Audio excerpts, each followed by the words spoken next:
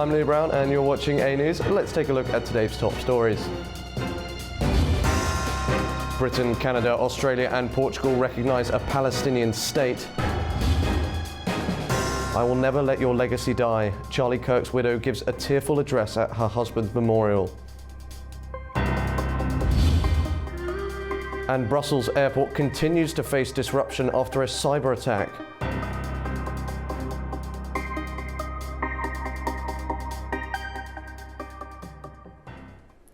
We begin with our top story today. The UK, Canada, Australia and Portugal have recognised a Palestinian state. The four countries join a list of 150 countries who recognise the Palestinian territories, hoping the decision will revive the hopes for a two-state solution. Israel's foreign ministry has said recognition is a reward for Hamas. But what does Palestinian statehood mean? Is it symbolic, or will it have tangible effects on the lives of civilians in Gaza? Let's take a look in more detail. With support for a Palestinian state gathering pace, what would it mean for Palestinians and Israel? The Palestine Liberation Organization declared an independent Palestinian state in 1988, and most of the global south quickly recognized it. Today, about 150 of the 193 UN member states have done so. Meanwhile, Israel's main ally, the United States, has long said it supports the goal of a Palestinian state, but only after the Palestinians agree with Israel on a two-state solution. Until recent weeks, the major European powers shared this position. However, no such negotiations have been held since 2014, and Israeli Prime Minister Benjamin Netanyahu has now stated there will never be a Palestinian state. A delegation representing the state of Palestine has observer status at the United Nations, but no voting rights. Regardless of how many countries recognize Palestinian independence, full UN membership would require approval by the Security Council, where Washington holds a veto. Without a full seat at the UN or control of its own borders, the Palestinian Authority has only limited ability to conduct bilateral relations. Israel restricts access for goods, investment, and educational or cultural exchanges. There are no Palestinian airports. The landlocked West Bank can be reached only through Israel or via the Israeli-controlled border with Jordan, and Israel controls all access to the Gaza Strip. The United States opposes the recognition moves by its European allies. It has imposed sanctions on Palestinian officials, including blocking Palestinian Authority figures from attending the UN General Assembly by denying or revoking visas. With British and French recognition, Palestine will soon enjoy the support of 4 of the UN Security Council's 5 permanent members, leaving the US in a minority of 1. While recognition of Palestinian statehood is largely symbolic and has little influence on Israeli actions in the territory, it highlights growing international support for Palestine. Now, Britain's recognition of Palestinian statehood has sparked mixed reactions, drawing praise from Palestinians and condemnation from Israel. Britain's recognition of Palestinian statehood has drawn mixed reactions. UK Prime Minister Keir Starmer announced the move, saying a two-state solution, with a Palestinian state existing alongside Israel, is a step toward peace. However, the move has been condemned by many, echoing Prime Minister Benjamin Netanyahu's remarks that it would encourage terrorism, citing the Hamas attack in 2023. I believe in a two-state solution, but I think that this recognition coming in the context of October 7th is an encouragement to terrorism and an acknowledgement that terrorism and what they call resistance works. Britain's decision means Palestine will now have full diplomatic rights and missions as far as the UK is concerned. The UK government has begun referring to the West Bank and Gaza as Palestine and has updated its website accordingly. Palestinians have welcomed Britain's stance, calling it a victory. It is time for these countries to stop supporting the occupation and to show their position after watching the demolition, the genocide, and the killing in Gaza City and all over the Strip. Currently, the Palestinian Authority's delegation to the UK is not at embassy level. Britain's Foreign Office says it will outline the process for establishing full diplomatic relations with Palestine in due course. Embassy status would give the delegations protection and privileges under the Vienna Convention on Consular Relations and the Vienna Convention on Diplomatic Relations. Staying with the conflict, Israel's army has released footage showing military vehicles it says are preparing to enter Gaza City area.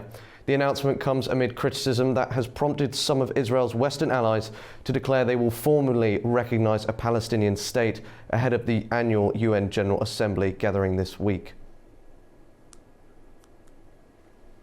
Palestinians continued fleeing south along a central Gaza coastal road on Monday, carrying belongings as Israel's military pushed further into Gaza City. On Sunday, Israeli forces demolished residential buildings in the city, killing at least 31 people, according to Gazan health authorities. Israel says the operation targeted Hamas positions in what it calls the militant group's last stronghold, while Hamas claims far fewer residents have fled than the Israeli estimates of 450,000. Moving to the US, Arizona's stadium was filled with tens of thousands of people as mourners took part in Charlie Kirk's memorial. President Donald Trump praised him as a fearless defender of conservative values, while Kirk's wife, Erica, delivered an emotional tribute, urging forgiveness and faith. Wearing red, white and blue, tens of thousands of people remembered conservative activist Charlie Kirk on Sunday at his memorial in Glendale in Arizona. The event became both a political and emotional event, as mourners paid tribute to his influence on conservative politics and the country's political landscape, while also honouring his personal faith and character. First to the stage was Kirk's wife, Erica, who said that she had forgiven the man accused of killing her husband. That young man, on the cross, our Savior said,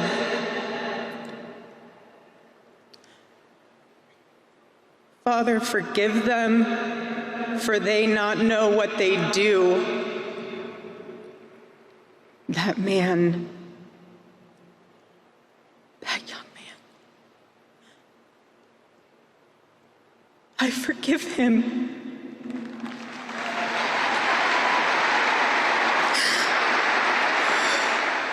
Several prominent conservative figures also attended the memorial, including US President Donald Trump, Vice President J.D. Vance, and other high-ranking Republican officials, highlighting Kirk's strength within the party.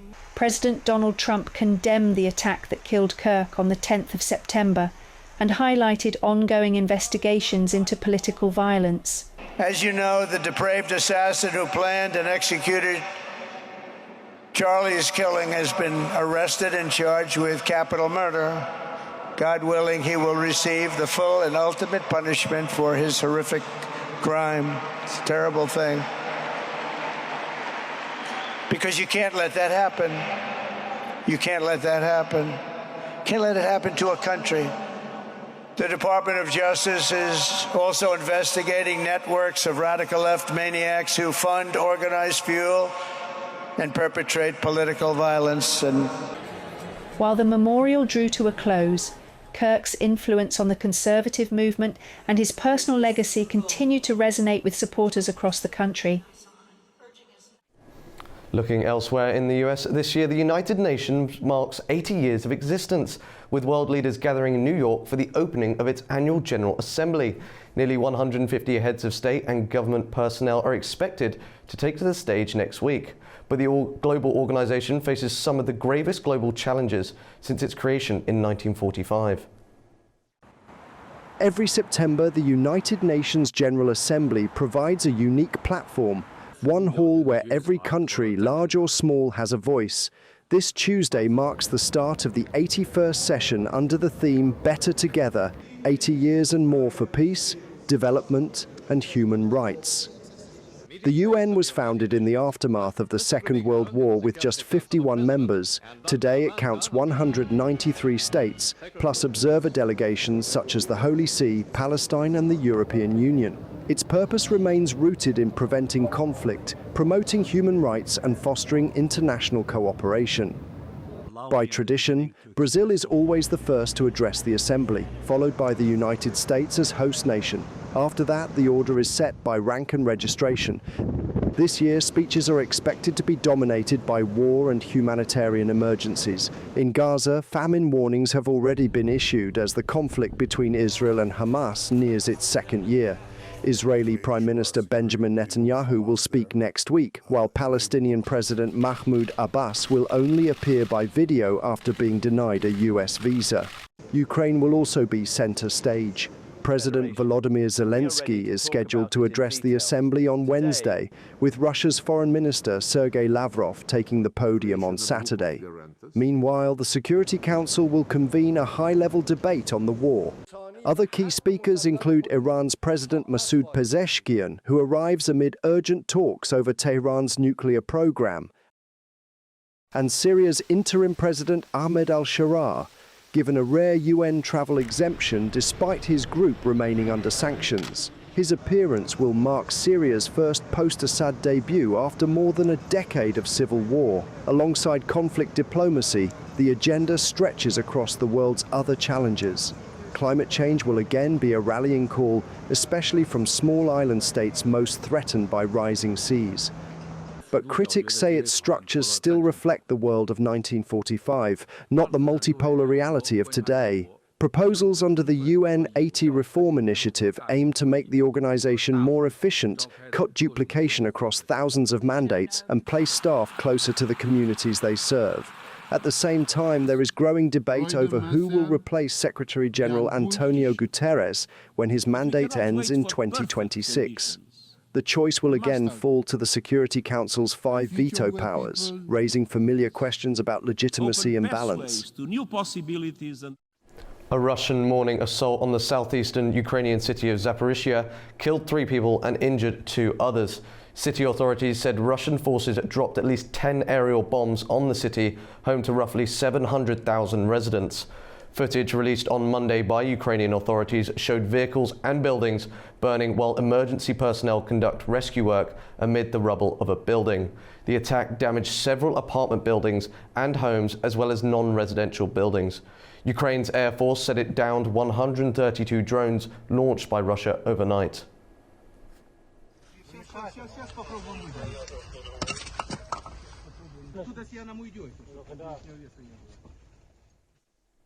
Remaining with the conflict, Ukraine's Air Force has released footage of F-16 fighter jets and mobile air defense units in action during Saturday's Russian attack. According to the Air Force, the jets engaged Russian cruise missiles targeting Ukrainian cities, successfully intercepting many of them. The footage was released after President of Ukraine said that Russia launched about 580 drones and 40 missiles at infrastructure, industry and homes across Ukraine.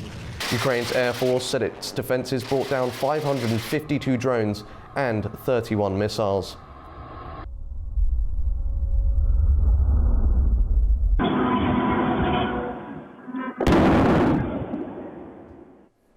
Turning to the implications of the conflict, tensions are rising over the Baltic Sea as NATO responds to Russian aircraft and drones operating near its borders. Russia's actions are testing NATO's resolve, and the alliance's response remains uncertain. Tension spiked over the Baltic Sea as NATO scrambled German and Swedish fighters to intercept a Russian Il-20M surveillance aircraft flying without a flight plan or radio contact. Days earlier, 3 Russian MiG-31 jets crossed nearly 9 kilometers into Estonian airspace before being forced out by Italian F-35s. Tallinn called it unprecedentedly brazen and triggered NATO's Article 4 consultations. That incursion came just after more than 20 Russian drones entered Polish airspace.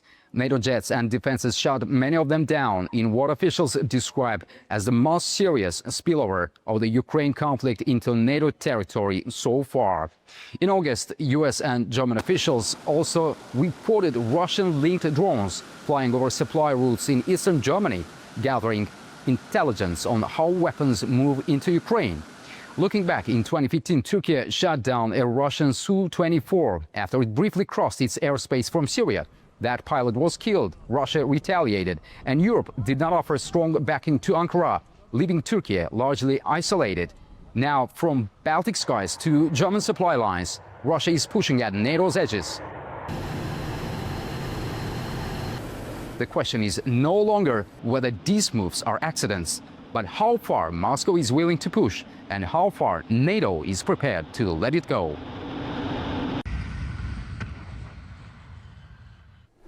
To travel news now, as flight disruption continues at several of Europe's busiest airports after hackers targeted automatic check-in systems. Brussels Airport has asked airlines to cancel half of Monday's departures as airports struggle to restore normal operations. Heathrow, Berlin and Brussels were among the airports affected. Brussels Airport asked airlines to cancel 50 of 257 scheduled departures on Sunday. The European Union's cybersecurity agency said that airport disruptions caused by problems with automatic check-in systems were caused by a third-party ransomware incident and that law enforcement is involved to investigate.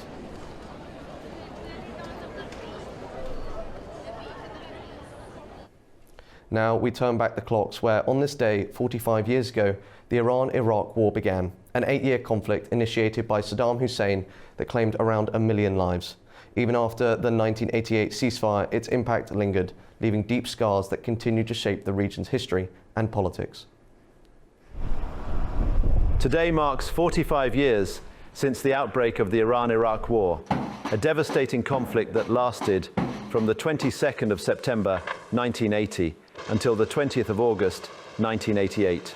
Launched by Iraq's then President Saddam Hussein, the war, known in Iran as an imposed war, claimed around 1 million lives on both sides. It began over territorial disputes, including control of the Shatt al-Arab waterway, and was also driven by Saddam Hussein's aim to weaken Iran following the 1979 Islamic Revolution. The 8-year conflict saw large-scale battles, missile strikes, chemical weapons attacks, and ended with a ceasefire and no major territorial gains. While Iraq no longer commemorates the war following Saddam Hussein's fall in 2003, Iran continues to ensure the conflict remains vivid in public memory. Every year, Iran holds parades and memorials, while museums, books, and exhibitions keep the memory of the war alive for younger generations. Historical moments are also remembered. In August 1990, Iran gave prisoners of war from Iraq a hero's welcome, with many emotional reunions.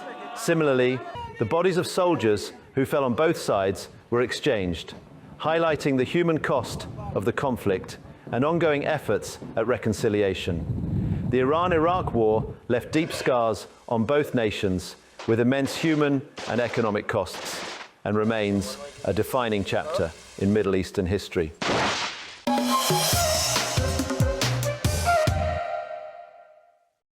Welcome back to A News.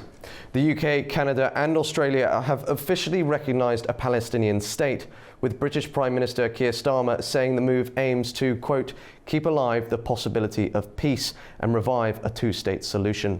Starmer stressed the decision is not a reward for Hamas and reaffirmed efforts to bring home Israeli hostages. Israel's Prime Minister Benjamin Netanyahu condemned the move, calling it a, quote, huge reward to terrorism and insisting a Palestinian state, quote, will not happen. Families of hostages in Gaza expressed concern in an open letter, saying recognition, quote, complicates efforts to bring home our loved ones. Domestically, the decision drew mixed reactions. Hamas welcomed the recognition but said it must be paired with practical measures to end the war in Gaza and confront settlement expansion. Meanwhile, Israeli opposition leader Yair Lapid blamed Netanyahu for the international backlash. Canada and Australia also emphasised coordination with international partners to support peace. Saudi Arabia and France will co-chair UN General Assembly meetings on a two-state solution starting Monday, with the French presidency saying 10 countries will formally recognise Palestinian statehood during the summit. Joining me now to unpack the latest developments is Lamis Jadid, independent international political analyst calling from Lisbon, Portugal. Thank you for being with us. Thank you for having me. So I want to start with the most basic question. How significant is this recognition? Largely symbolic, or does it carry real tangible effects on those in Gaza? Listen, this movement, it shows a real international involvement in what's happening in Palestine and the Gaza Strip, of course, and we are for the first time seeing some kind of even more isolation to Israel. I think this is a big failure, diplomatic failure for Mr. Netanyahu. He could admit it, even if he believes that what's happening now, it's some kind will support the terrorism, or it will lead to more threat towards Israel. I think the whole international community is aware that Israel needs to stop its genocide, and most of the UN members they have to deal with the Genocide Convention that says if there was a clue or some kind of proofs of genocide, all states, they have no choice but to stop this genocide and to punish who's doing it. So unfortunately for Israel now, the pressure is growing, and I believe this will lead us maybe for a stage that we might deal with Israel the way we dealt with South Africa, announcing it as a pariah status, putting it under pariah status, and just to put more pressure. And I think the world is going on the right direction for the first time. Well, it's interesting points you make there, but we would be amiss not to start where it all started on October 7th. And does this move effectively reward the actions of the terrorist actions that happened on that day, or is this a principled stand for a two-state solution? I think we need to start from a statement of Mr. Netanyahu, and I quote him, Hamas needs to be seen as an asset. Mr. Netanyahu, he's undoing all his doctrine, the doctrine that started in Oslo in the 80s, and he always approved the two-state solution. But at the same time, then he said that the Palestinian authorities are just a bunch of terrorists, and they are equal to Hamas. So now again, he's coming back from his doctrine, and he's saying, no, actually, a Palestinian state will endanger Israel, and all what international community is doing is supporting terrorism. I think we should not just summit all the war in Gaza, as Mr. Netanyahu said always, that it's against terrorism. We see clearly, we are watching on a daily basis, killing of innocent people in Gaza that are not involved with Hamas. Stopping them from having their essential needs for medicine, for food, for clean water. I'm not here to lecture all this. I mean, we have all the UN agencies that brought so many reports until today, to a point that for the first time since few days, the UN announced that actually there is a genocide happening in Gaza. So sorry for Mr. Netanyahu this time. I think his publicity is not working anymore. You mentioned that genocide several times, and obviously the UN's classification is of a genocide at this point in time. Now, what we haven't mentioned are the hostages that were taken on October 7th. If this is the foremost way and the best way in the Israeli governments to get them home, what would you say to that? You know, I believe the Mr. Netanyahu government always did not take the chance, and even they worked to lose any chance of negotiation when it comes to exchanging of hostages or help the hostage go back home. I think the assassination that happened in Qatar did not happen really against fighters. It happened against those people who were supposed to negotiate. And this is a policy that Mr. Netanyahu did it many times.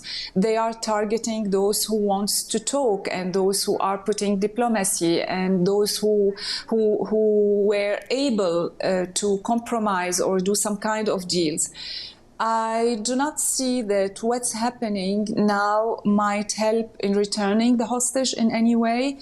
I think the only way, and it said it was said clearer than anyone else said it, by the Saudi, by the French, by the UN.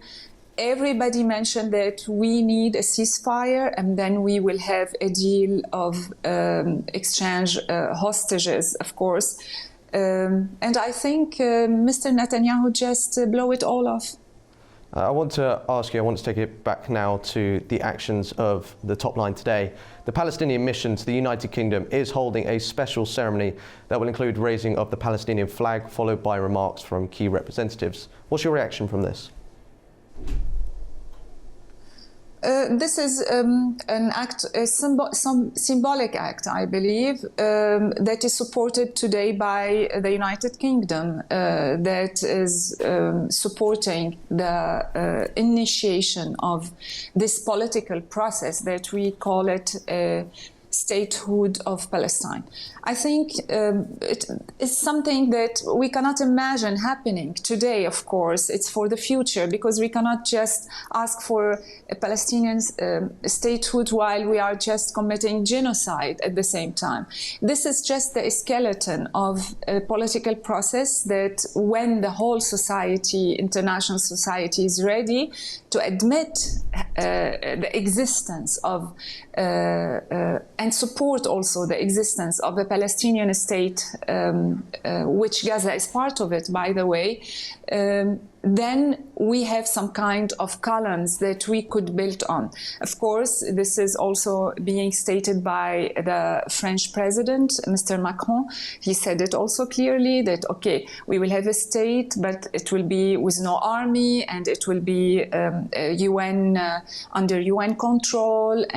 But I mean, there is always the Israeli response here. We are waiting for more American stand on this issue, because even if the 195 members of the UN agreed on having this state, and we have only the United States opposing it, I think we will advance nowhere. So while Mr. Netanyahu is sure that Mr. Trump is on his side, I don't think we are going to see except more threat. And maybe, as he promised, he said now he will, the minute he will go back to Israel from New York, he will answer. And I think this answer will be towards the West Bank, as he mentioned, and it will be really some kind of serious operation that might go to annexing the West Bank. And lastly, I just want to finish on a question of the broader international implications.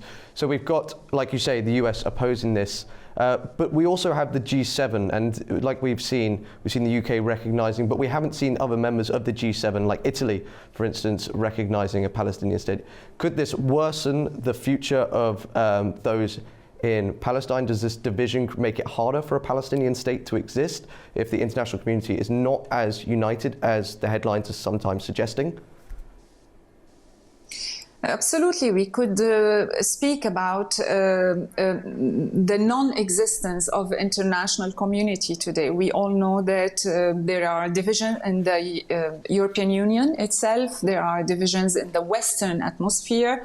Europe has lots of problems to deal with. The war that's happening on its borders, its economical challenges, political challenges as well. The same in America. But I believe we are stepping in the right direction, and now more and more countries will sign into this some agreement on existence of Palestinian statehood, I believe, even if parts of the G7 now are busy with more serious issues. I think they will follow. They are just waiting for more members to enter. But if the United Kingdom continued its stand, if now we see more and more countries entering this race, I think we might succeed one day. But this does not mean a solution to all the problem in the Middle East, not even to the Palestinians. We need some cooperation from the American, and I think the Israeli might now reconsider this government that is one of the most extreme governments that passed, right-wing government that passed on Israel history. Well, that's all we have time for, Lamis, but I do want to thank you for taking time to speak with me today and for providing your insights. It's much appreciated. Thank you. Thank you.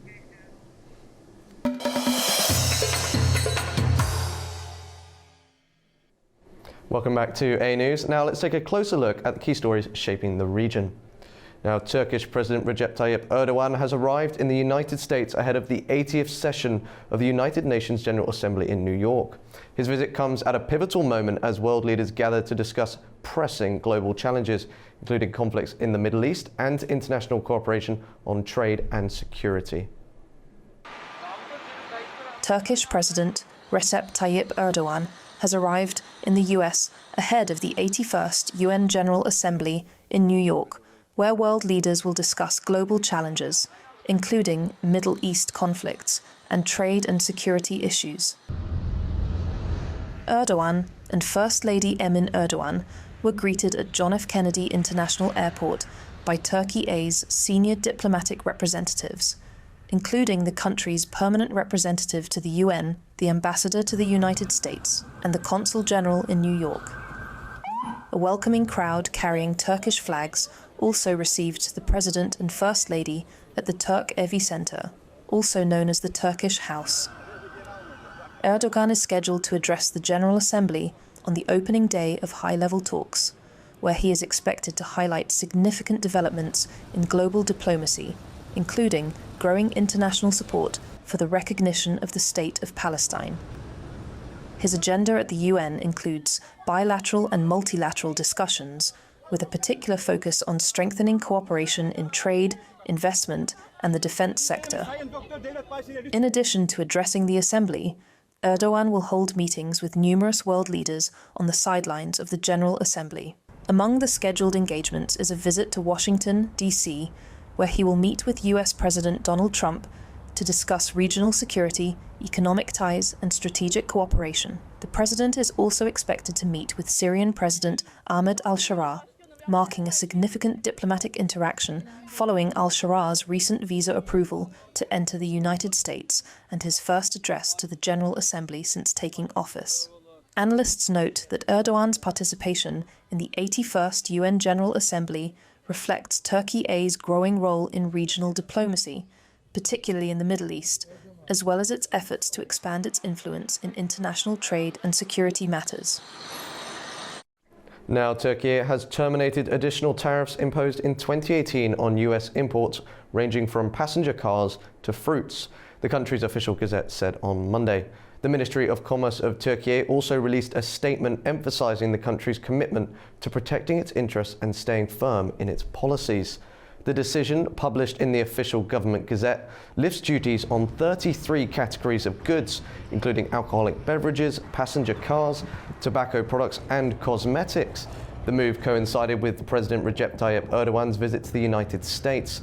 The additional tariffs previously imposed covered products including passenger cars, fruits, rice, tobacco, some alcoholic beverages, some solid fuels, and some chemical products in 2018.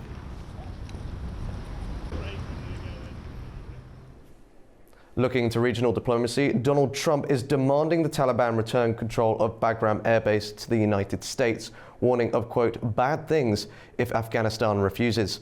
The base, the largest US military facility in the country, was abandoned during the 2021 withdrawal and has long been seen as strategically important. The Taliban, however, have firmly rejected the demand, insisting Afghanistan will not host foreign military forces.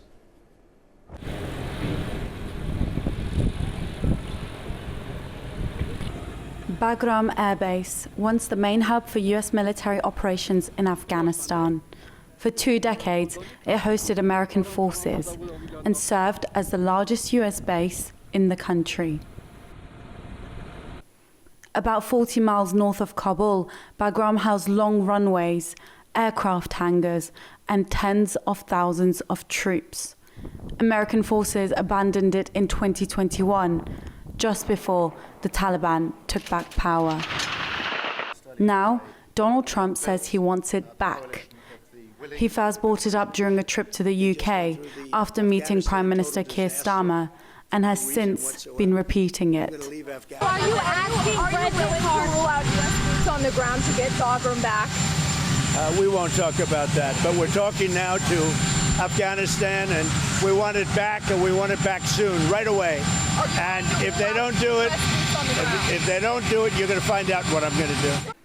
Trump later posted online, if Afghanistan doesn't give Bagram back to those who built it, the United States of America, bad things are going to happen. For Trump, the base isn't just about history, it's about strategy. Bagram sits close to China and Central Asia, and US commanders long saw it as a vital hub. But the Taliban say there is no chance of handing it over. A spokesman called Trump's remarks interference in Afghan affairs. The foreign ministry says it wants ties with Washington, but without any foreign bases on Afghan soil. Posting on X, a foreign ministry official said, Afghanistan and the United States need engagement with one another and can have economic and political relations based on mutual respect and shared interest, without America maintaining any military presence in Afghanistan. A military presence has never been accepted by Afghans throughout history, and this possibility was completely rejected when the Taliban returned to power. However, the doors seem to be open to other forms of engagement. Today, economic growth in Azerbaijan has become a long-term stable trend. Between 2021 and 2024, the non-oil sector grew by an average of 6.7% annually, and its share in the economy rose to 68%. Non-oil exports have almost doubled over the past 6 years. This was said in the address of the President of Azerbaijan, Ilham Aliyev, delivered on his behalf at the first Azerbaijan International Investment Forum held in Baku. The President said that Azerbaijan has 9 industrial parks and 4 zones with 171 companies and 11,000 jobs. He added that budget revenue and reserves have nearly doubled and debt fell to 6.5% of the country's GDP. Transit along the Middle and Zangezur corridors is rising, while Baku Sea trade port and modern infrastructure provide investors global access. Now, Baku is hosting the very first Azerbaijan International Investment Forum today. The event encourages leaders, investors and policymakers from around the world here to explore new opportunities, shape global trade and build future partnerships. Our Nadia Gain is there. It's the first day of the Azerbaijan International Investment Forum, and so far it has been full of interesting panel talks. Shamar Mozamov, who is the head of the Department of Economic Issues and Innovative Development Policy of the presidential administration, actually delivered President Aliyev's address to participants here. Along with that, government officials and top business experts provided their thoughts on key areas in Azerbaijan for growth and the opportunities the country provides for international investment. Now, later on, there will be even more panel talks and high-profile discussions. So far, the first day continues to highlight Azerbaijan's global strategy and influence in the South Caucasus. I'm Nadia Jani for A News. Speaking to A News on the sidelines of the Azerbaijan International Investment Forum, Deputy Prime Minister Samir Sharifov said that no growth is possible without private investments. He emphasized Azerbaijan's achievements in infrastructure, financial stability and reforms, which now position the country as a key destination for global investors. Any growth is not possible without investments.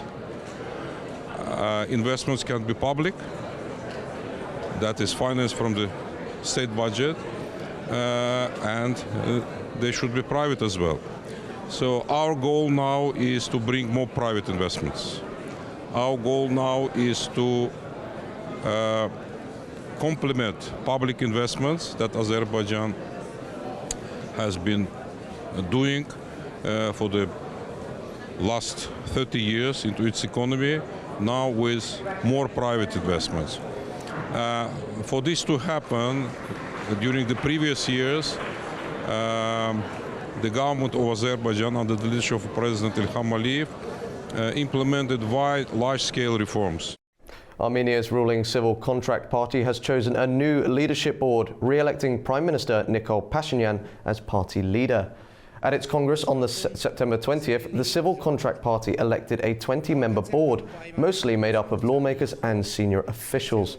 Prime Minister Pashinyan remains in charge, joined by top officials. Local media reported extra ballots in the electronic count, prompting Pashinyan to demand answers. A manual recount is now underway.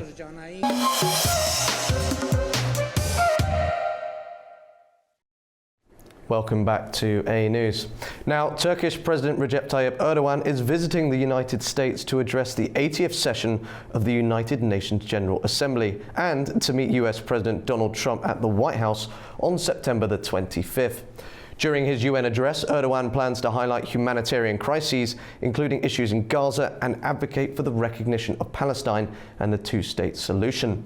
Erdogan's US visit will focus on trade, investment and defense cooperation, including potential deals on Boeing aircraft, F-16s and F-35 discussions. He will also meet Syrian Transitional President Ahmad al-Sharaa, signaling Ankara's intent to engage with Syria's new administration. Erdogan's trip takes place as Turkey seeks to expand its influence across the region, including in Syria, Libya, Gaza and the Caucasus. Helping us unpack the key points today is Bekir İlhan, Turkey Research Foundation, calling from Ankara, Turkey. Thank you for joining us. Thanks for having me. How significant is Erdogan's UN and US visit for Turkey's regional and global ambitions? Yeah, for sure. It's going to be a historical visit. And the last time when President Erdogan visited the White House, it was 2019, and it was Trump's first presidential term. And now, again, Trump is president in the White House right now. And there are many issues, many disputes in the table.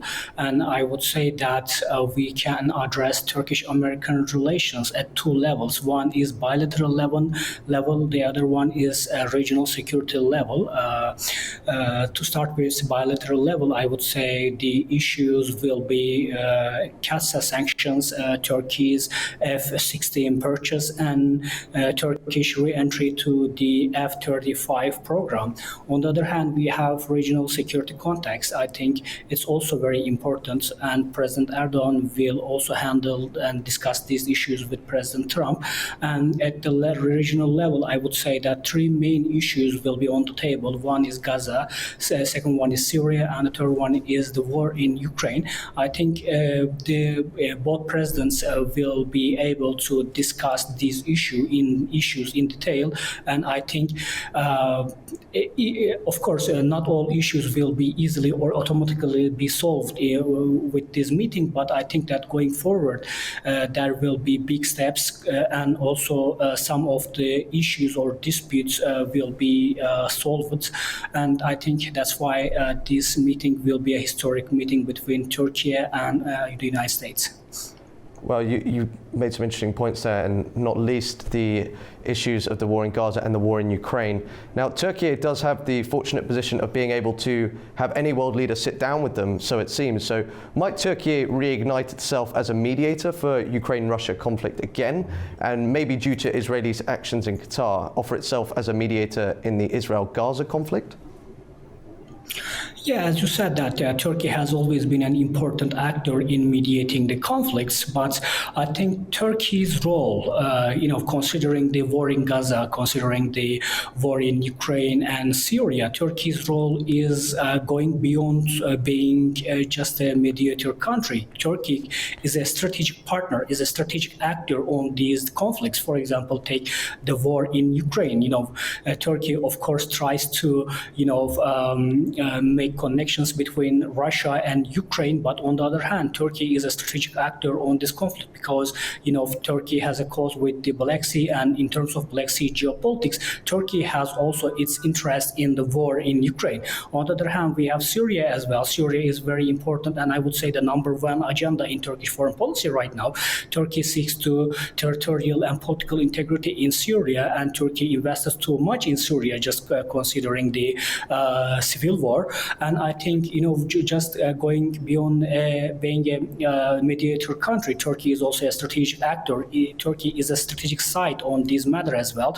On the other hand, yes, we have the humanitarian situation in Gaza as well. Turkey tries to stop these humanitarian crisis, and I think that President Erdogan will try to press on President Donald Trump to stop these ongoing humanitarian crisis, and maybe Trump will be able to press the Israeli government to stop this. But on the regional level, I would say Turkey's role is going beyond being a mediator country. Turkey is a central country, is a powerful country, and like I said, Turkey has a lot to say about the security agendas of the region. Well, you mentioned there Turkey is not just a mediator country, it's a powerful country. And with this power, it's been invited to the SCO summit. It has good relations with both the US and the East, as well as Russia. It covers a vast... How does it balance the East and West relations? Where does it position itself? Well, right now, as you know, that we are not living in the era of Cold War. There are no strict and rigid blocks. There are no, rigid political camps in the world politics right now. And I think that at this point, especially after the end of the Cold War, Turkey tries to diversify its relations with the great powers. And at the same time, Turkey is a powerful actor in the NATO, but on the other hand, Turkey is also a participatory country, if not a member country, to the Shanghai Cooperation Organization. And I think that given its historical role, given its powerful position and being a central country between East and West, I think that Turkey has much offered to the security of the West and also the security of the East. And like I said, this is just because the geopolitical conditions. Of course, Turkey's strategic autonomy is also an important role here. But at the ground level, I would say the global geopolitical conditions allows Turkey to play such a role, I would say. And I just want to finish on this question.